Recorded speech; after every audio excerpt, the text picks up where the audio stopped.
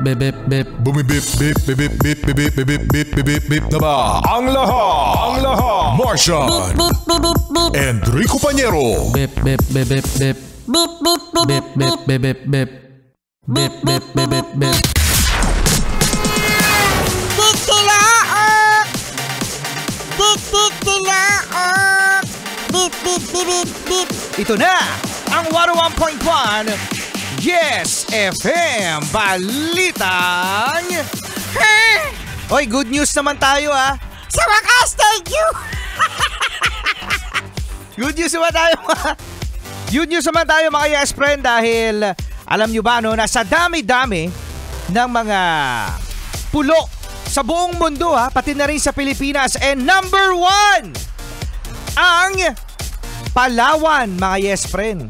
Sa ano ito no, sa isang site, ito ang US News and World Report na Palawan crowned the number 1 island in the world. Wow, panalo! Oo no, galing-galing mga yes friend. Ito mga yes friend ay base sa mga turista na pumunta no, at syempre mga reviews din mga yes friend. At ito nga mga yes friend ang merong mga tourist spot katulad ng Coron, tapos yung very famous na underground river ng Puerto Princesa. So ngayon mga yes friend, sana ito ay isang sign na umangat-angat ulit ang turismo sa Pilipinas. Alam mo ba kung bakit? Oh. Bakit tayo kulelat? Oo, kulelat nga ang Pilipinas pagdating sa tourism ngayon mga yes friend. Bakit? Kasi ang mahal-mahal ng travel dito sa Pinas. Oo, yun. Mahal-mahal nga talaga mga yes friend. Mahal ang travel dito sa Pinas. Kasi kung titingnan nyo, no, ang Vietnam, kapag kayo ay pupunta sa Vietnam, halos same ang value ng pera, no, ng peso at ng kanilang currency. Pagkatapos mga yes friend, mura din ang airfare. Kasi kung kukompare nyo mga yes friend sa Siargao, ang ganda-ganda sa Siargao mga yes friend. Pero ginto ang ticket.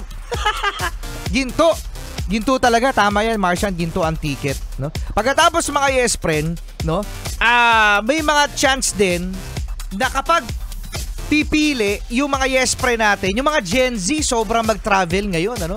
Kaya grabe din ang mga post nila kung saan sila pumupunta. Ang isa sa mga pinaka pangarap ng mga yes friend natin na pumunta ay sa Japan. Yung alam yung iba dyan sa Japan lang pumupunta.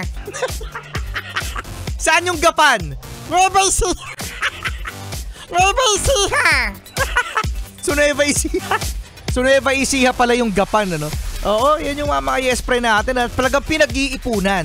Pero kasi dito sa iba kasi mga yes friend, ito aminin natin walang sugar coating na kapag kayo ay nakarating sa ibang bansa, sosyal.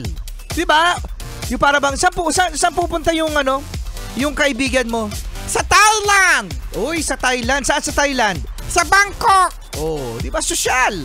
Pero dito sa local mga yes friend, parang sakto lang yun yung mga nakaka-impress lalo kapag sa ibang bansa no. Sana mas tangkilikin natin mga yes friend ang ating mga tourist spot dito sa Pilipinas. Pero tandaan mga yes friend, no? Mag-iisip-isip ka pa rin kasi mahal talaga ang paglalakbay dito sa Pilipinas. Kaya congratulations sa Palawan! Yay! Sana makapunta ako dyan! Oo, sana. Kasama nyo pa rin Enrico Pañero at Martian the Cute! Me a the girl them banana